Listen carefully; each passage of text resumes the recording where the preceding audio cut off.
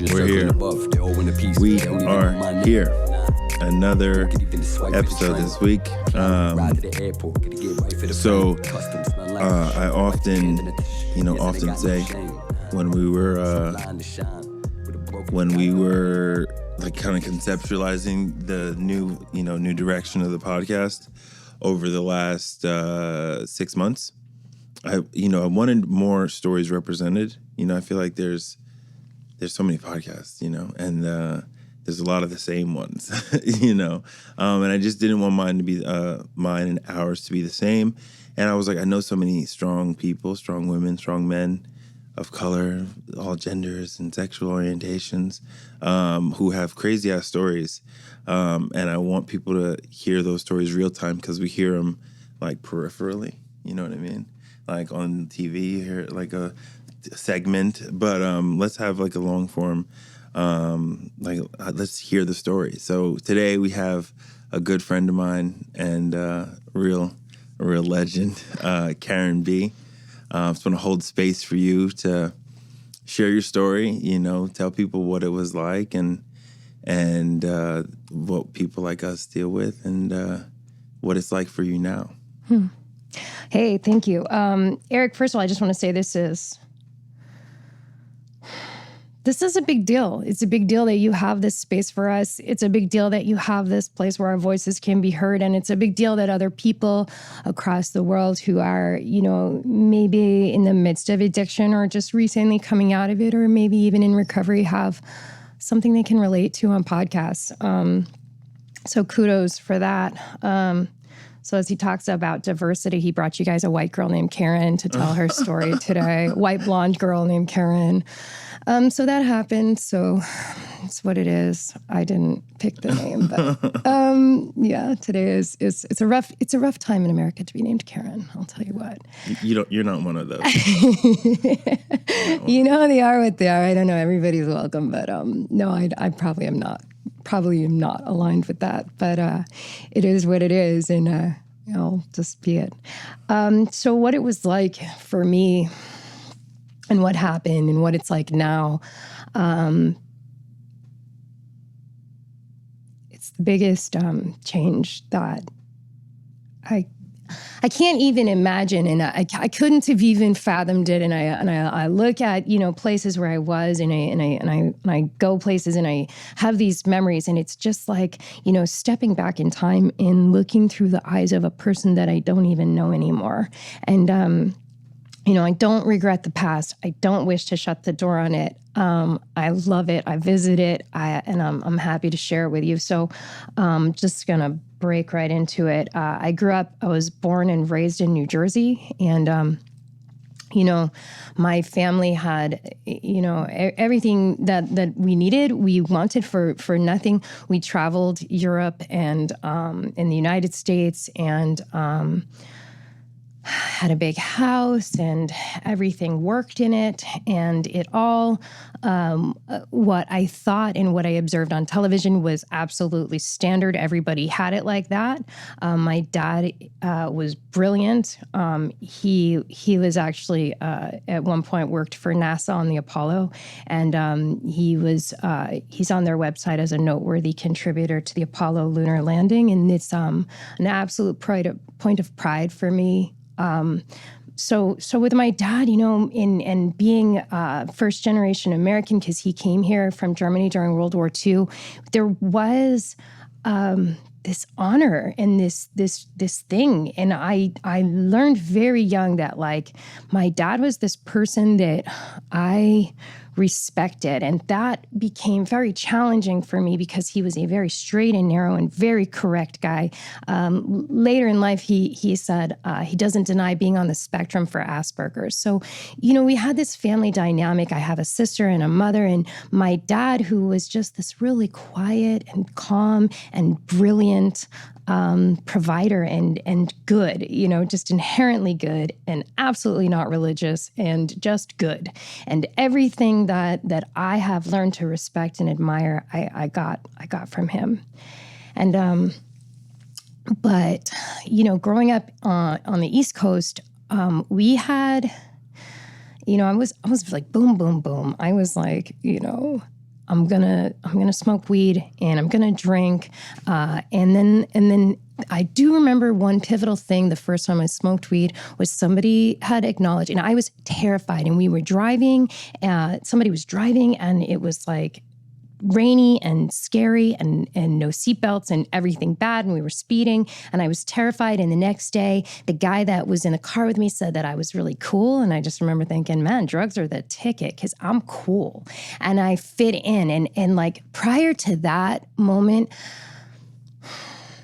my whole life, I was just a scream looking for a mouth. I didn't fit anywhere. I didn't feel anything. I didn't work. It didn't work. What I was didn't work, and it looked right, and it seemed right, and it spoke right, but it was wrong. And I just always knew that I was wrong, and I didn't work. I didn't fit in with my peers, and I didn't fit in my household, and I just didn't. I was one of these things is not like the other, and that was me. And then all of a sudden there was this really easy ticket to fitting, and it was just being altered. And if you grew up on the East Coast, we had something that was called China White. It was introduced to us very young. You know, we see people doing coke on TV and it seems so easy. And when you can do heroin in a powdered white form and it's just a little bump, it seems like not a big deal. So I was very young and I found myself doing heroin the first time, puking into a bathroom or a kitchen sink, and literally saying, man, I want to feel like this every day for the rest of my life. I never want to not feel this feeling like this as I'm vomiting. And and that was it for me. Once I started, I was off to the races, and my family tried to intervene, and they tried to put me in treatment, and treatment convinced me of something that I had, something that was a chronic and progressive illness, which meant it was chronic. It was never going to go away, and I would always have it, and it was progressive. It was always going to get worse, never better on its own. And those two things were my carte blanche card to continue to use forever, as far as I was concerned. And, I would have brief periods of abstinence here and there, and I would maybe, my poor family put me in rehab, and I would, leave and put me in rehab, and I would buy drugs and put me in. It was just this battle. I couldn't make my insides match my outsides and do it sober and feel anything that was comfortable for me. So I finally, as this went on and but I was smart and articulate, I could get jobs, but sooner or later, what I was doing would always bring me back out. And I'm sure the story progresses, and they're absolutely right that it's chronic, and they're absolutely right that it's progressive, and it always gets worse, never better. And you have periods and situations where you can clean yourself up. But this just went on for me. It went on for me and on for me. And I danced with different drugs. I like to do meth. I like to do heroin. I liked alcohol. I liked anything that made me not have to feel like me and put me back into control, because I'm super addicted to power and control, and I'm super addicted to security, and I'm super addicted to sensation. And as long as I can get out of me and I can feel a little bit of control, and as long as I can feel a little bit of excitement, a little bit of sensation, and as long as I can feel a little bit of safety and a little bit of security, then I feel like I have achieved this great level of success in life. And whether I have to do that by drugs or men or sex or anything, or even just money, making money, I'm in, because I need to have those things. And so I did something that was kind of strange. I was a successful drug dealer. I became a successful drug dealer. Successful drug dealer girl, white girl, who was 100 pounds and had blonde hair and was working with some of the larger agencies of illegal operators. That was clever. Did you hear that? That was clever. Both in the United States and in Mexico, and actually later in New Zealand as well. And so what ended up happening with that was I started this.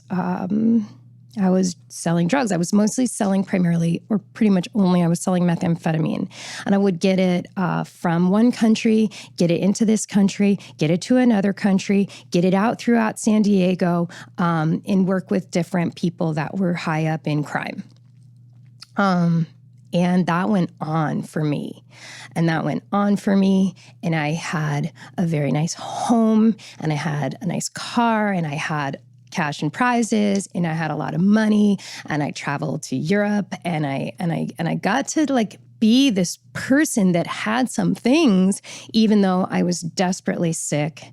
And during that time, anybody that cared about me pretty much had to leave. Anybody that wasn't sick, and anybody that needed drugs and needed places to stay, they wanted to be around me. And I thought I was popular. But like my mom and my sister had no use for me. My sister at one point literally said, "Say goodbye to your niece." I didn't hear from them at all. My dad, he hung in there,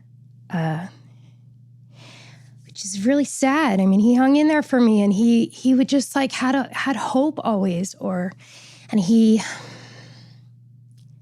would even come visit me, and he would stay at my house, and I would lie to him, and I would tell him I had a job, and I would never go to the job, and I was never at the job, and he would call and I was not there, and I had a lot of money, and it was very apparent that I had a lot of money. And he and I went to Germany, and I bought my way to Germany and traveled around Europe with him.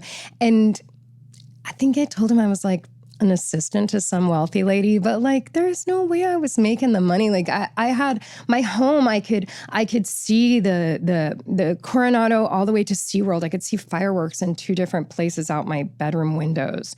It wasn't assistant wages, but he played along, and I did a lot of methamphetamine at that time, and I did a lot of DMT.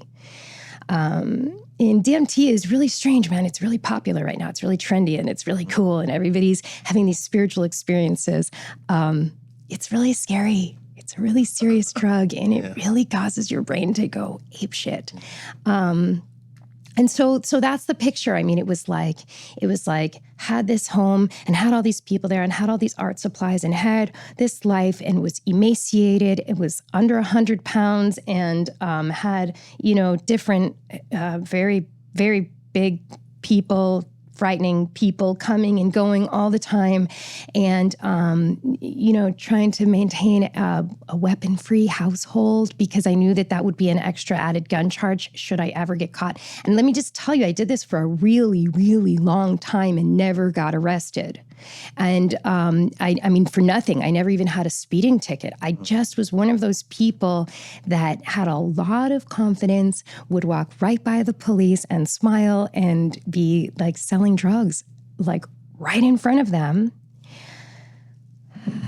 And then one day it was like, I like to like explain it like it was like divine intervention and like this moment of clarity and like this burning bush and like all the things and all the different spiritual practices that they claim, and that this moment, and what it was like what felt and sounded like an explosion outside. I was pretty sure it was this crazy girl that I was always sleeping with, her boyfriend. I was pretty sure it was her, but it turns out it was the FBI. And they were everywhere. They were in the front and they were in the back. We tried to run out the back, but they were there, and there were guns, and there was like full riot gear and in like full everything, all these letters in DA and FBI and in gang, in task. I don't even like, I just was like, when you witness this, when you feel that, and you've been doing DMT daily for a year, and you have been on meth for years, your brain just flippity flops and you're good. You're done. You're like, I am checking out of this reality. And it was phenomenal because I consider myself to be pretty strong-minded. And in that moment, was like, needed a straitjacket. Like, I remember very clearly going, okay, Karin, they can read your email. They can read your text messages. Can they read your thinking? Can they read what you're thinking? You should stop thinking. You're thinking guilty. You need to think like you're not guilty so that they can't hold that against you. Can they hold your thinking against you in a court of law? I mean, this was how hard my sanity was trying to hold on to the strings of my consciousness and trying to connect to my memory and trying to be something that was valid. And I couldn't get to anything. And I did something that's very common. I laid down in the back of the squad car and I went to sleep, because that is actually I think they have a name for it. And I can't remember exactly what it is, but it's called like the guilty sleep or something. It's just like, you just check out. Everything is really bad. And I remember the challenges were like, I had 2 cats and they had dogs. And I just remember thinking, they're bringing dogs in and I got to get someone to watch the cats. And the agents are like taunting me. And they're like, did you find anyone to watch your cats? And you're like, yeah, I'm in handcuffs in the back of your car right now. And I'm like, just, calling Rover, right? Like I'm just super on it right now. And they're horrible. And, and that was tragic. I mean, those cats went through hell and they got transferred all over the place. And I had them for a long time and they mattered to me. And I blew it. I blew it. I thought that I had provided this great life for them, and toys and treats and me all the time tweaking, and I blew it. I blew it with them. I blew it. And that was definitely something that I grieved, and I suffered, and I ended up in jail. And so when you get arrested by the FBI, you go through a federal system, and a federal system is different. It's like totally a different world, and you're not prepared. If you're out there selling drugs right now and you get raided by the FBI, let me just tell you, you're not prepared. You're not prepared because it's different. You don't have a regular attorney, you have a federal attorney, which means that if you've already have an attorney on retainer, they cannot help you and your money is gone. You do not pay a regular bondsman. You have to pay, if you can get a bond, which took me 11 months, it's a federal bond, which means there's no bonds, you don't pay that, 10% or whatever the heck is the running deal right now. If they set your bond at $50,000, like they set my bond at $50,000, you have to give them $50,000. And in the meantime, they've confiscated everything that you have and they just keep it. And you're not prepared. Don't do it. You're not prepared, man. They have a whole nother ball game and they break the law and you are not prepared.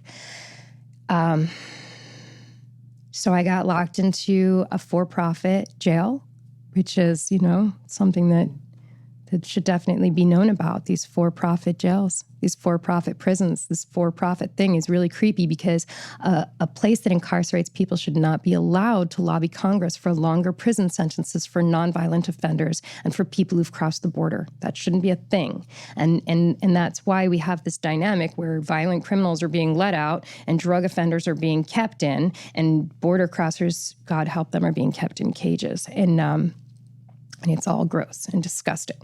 And that's the upside down dynamic when there's $6 and $10 billion corporations getting to incarcerate people. And it's upside down and it's gnarly. And so here I am. It's my first time I've ever been arrested. And I'm in Geo. I'm downtown, and I'm in this jail that's across the street, downtown San Diego, from the men's jail. It's the old men's county jail, and it was shut down because it's just a train wreck. And you're in there, and I mean, these clinking metal magnet doors or something, and they're just, the sounds is horrifying. And I'm a white girl. I'm a little white girl and I don't have any street cred. I've never been arrested. I don't know what the hell's happening. I remember when I get there, I think I'm hungry and I think that they should provide me extra food because I'm hungry. And I ask them for that, and that is a funny joke, apparently. And then I think maybe somebody should share with me because I would have shared with somebody if I had money in commissary, but they didn't think that was funny either. And I learned, really quick that these people that I was in there with, they had grown up like this and they had lived in this system, and they didn't question things that were done abusively to them. And they didn't fight for things. And what ended up happening eventually is I got put into a small pod with a bunch of people. And when things bad happened, I learned how to advocate for us. And it was really cool because they would go, let the white girl talk to them. Let the white girl talk, because the white girl spoke the same language and could actually impress upon the officers that our human rights were being denied us.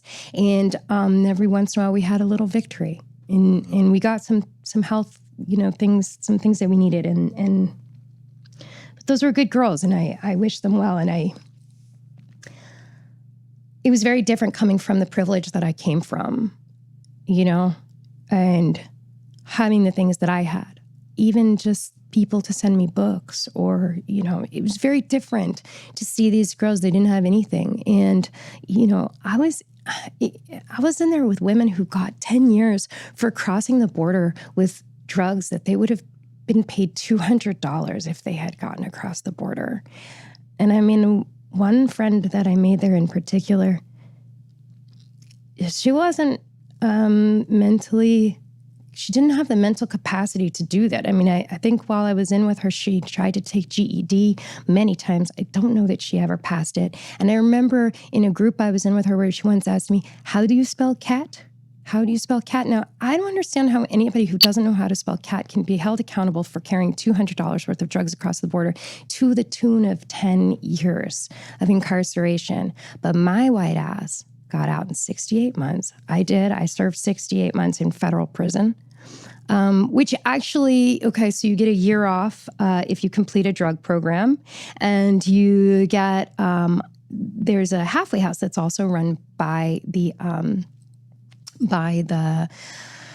private for-profit prisons. And if they deem you to be someone who can make a lot of money for them, they'll let you live there. So I got to live there, which was in Barrio Logan. And I got to live there for a year. And there you're like 30 women to metal rack bunk beds. And they pay, and they charge you, I want to say it's 25% of the gross of your income. So before taxes, it's significant. You're literally paying $700, $800, $900 for a metal rack bed with 30 other women per month. And they're making a lot of money. I mean, anything that they're doing to make money. So that's what it was like. Okay, and that's my story. And then I want to tell you about how cool this is, because what ended up happening was, while I was in the first jail, the first GO jail, before I went to prison, this one lady handed me a 12-step book, and there was an address in the book, and I thought that if I wrote to their headquarters in New York City, that they would, because that book seemed like me. There was people that couldn't stop no matter what in their life, and they had consequences. And I thought maybe this group, because it's got a lot of members in the whole world, and maybe they would get me a lawyer, and maybe they could advocate for me and get me out of here. So I wrote them a letter, and they wrote me back, and they didn't get me a lawyer, but they sent me this thing on how to have meetings. And I started to meet with other girls in my cell, and we had been to meetings before, so we knew what we were supposed to do. We were supposed to say the Serenity Prayer, and we were supposed to drink coffee, and we were supposed to eat cookies. And what was really cool was that we shared our coffee and we shared our cookies, and we would have sometimes 5 meetings a day in our cell, because we just got to leave in that time and just be somebody different, and be somebody who is growing and getting better. And we were doing it wrong, but at least our head was in the right place. And the other thing was we shared sink coffee. And if you don't know what sink coffee is, jail coffee it's powder, dehydrated, and you just take the sink, which is next to the metal toilet, which is to the left of one bunk bed and to the right of another bunk bed, and that's your cell. And you put the cup under there, and you make room temperature tepid coffee, and you stir it up, and then you put powdered creamer in, which kind of turns into like almost like marshmallows on top because it's not going to melt in there. And you put the pink sweetener packets in, and then we shared this. And this ritual was something to me that was very, I won't forget that, because it was like people shared with each other in jail, in a cell. And that was a big deal. That was momentous. And so I got this idea of this program that I just had to finish this, get through this, and I could get out on the other side and get to my tribe, because there was something that was a fellowship and I wanted to be a part of it. And I also knew that I had to serve a lot of time in prison, or what seemed like a lot of time to me, years. And then when I got out, I thought I would have some time to bring to the table. Like I would walk into the meeting and not be the newcomer. Like I would be the girl that had a few years under her belt, and I would be, and so I carried that. Like that was this precious thing. And I walked through prison with that. And I went to meetings all the time. Any 12-step meeting, I did AA, I did NA, I did something called Medicine Wheel, which is only for Native Americans, but they let me in it. I did anything that was 12-step related. And I fought for the 12 steps. And I did the 12 steps. I did the 12 steps from a pamphlet that I did them in there with another alcoholic in prison in a little room. And then we just did them, and we did them, and we did them. And I just programmed the heck out of my time. So...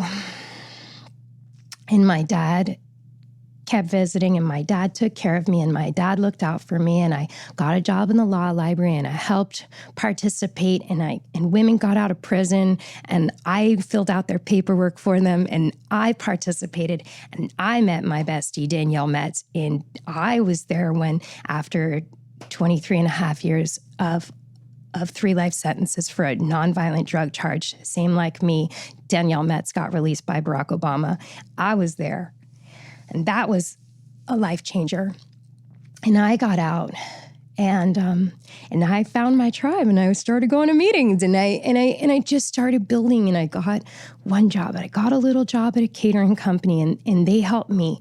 And I started washing dishes for them so that I could get a pass, and my dad could come out. And while I was incarcerated, I got to spend a night in a hotel room with my dad at a nice hotel in San Diego, and just reconnect with him and have some normalcy. And I got just anything that I set my eye on, it was like, I have a new goal. I'm going to go get it. I'm going to get this goal. I'm going to get this goal. And I live that way today. I set goals, and I set timelines for my goals, and I make sure that I meet those goals. And I firmly believe in this. And I did the step work, and I made my amends, and I got humble, and I changed my life. And I don't pick up, and I don't drink no matter what. And I don't partake in crime, and I don't take shortcuts, and I don't half measure things, because I want to be a whole, complete person. And I want to have whole, complete things that really belong to me, that nobody can just take from me, that the FBI can't just come in and repossess your life and your home and your car and your cats. It just shouldn't be. It can be a thing. And Eric, I don't have resentments against the FBI. Like, thank God for them. I am so grateful to the universe. I was not going to stop. I was not going to stop. I was absolutely in danger. There was absolutely very, very violent people around me all the time. I was absolutely in harm's way. There was a lot of violence around me. And thank God. Thank God for my prosecutor. Thank God for my judge. Thank God these people saw fit to do for me what I could not do for myself, because my life is so good. My life's so good. And one of the things that happened a couple years after I got out of prison is my dad passed away. And it was rough.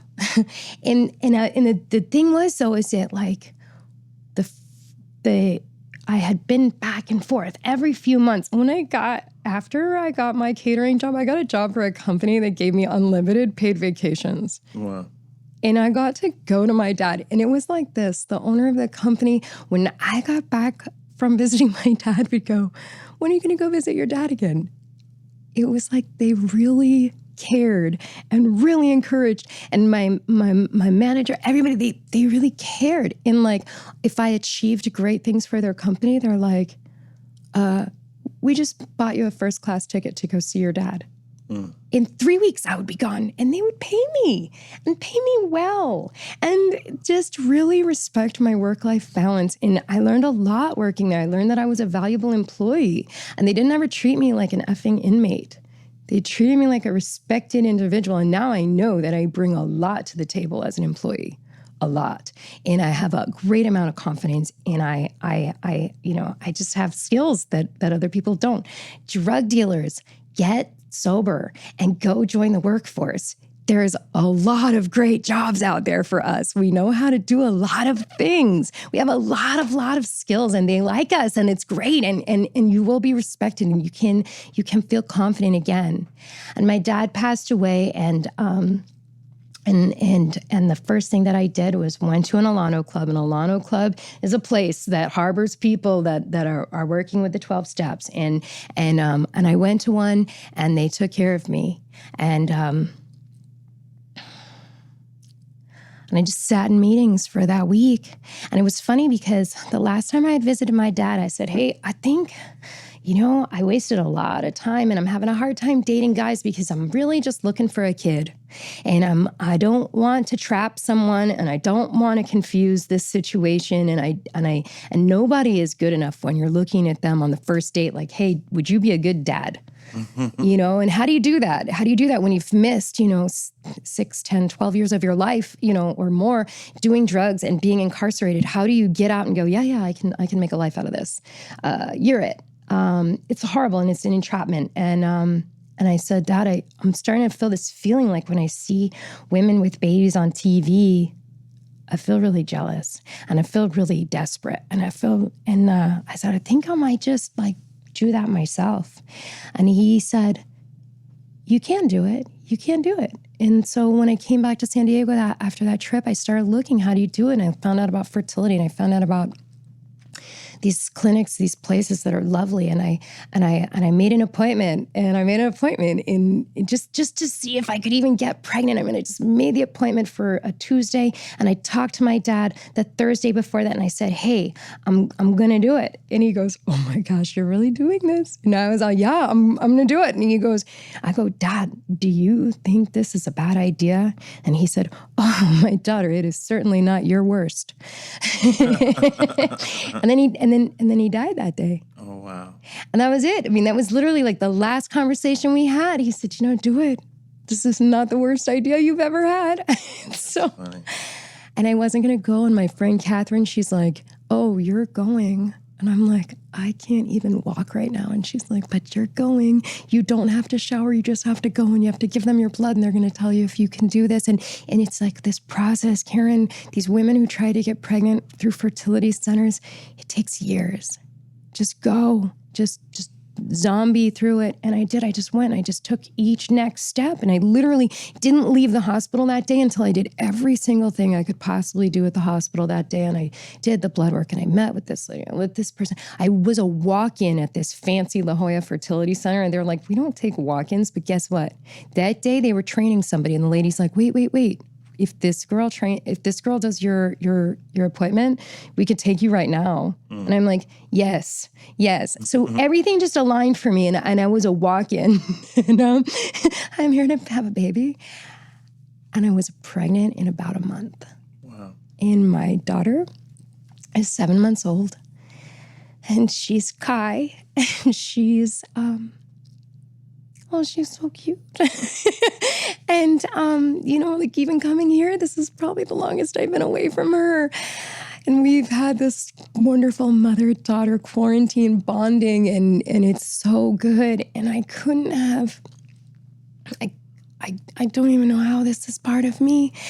And then last week, I bought us a condo. And I'm a single mom in Southern California, and I'm a homeowner. And I'm clean and sober for 7 years. And you're 7? I turned 7 in December. What? All right. So, yeah, the world is backwards and upside down and beautiful and perfect.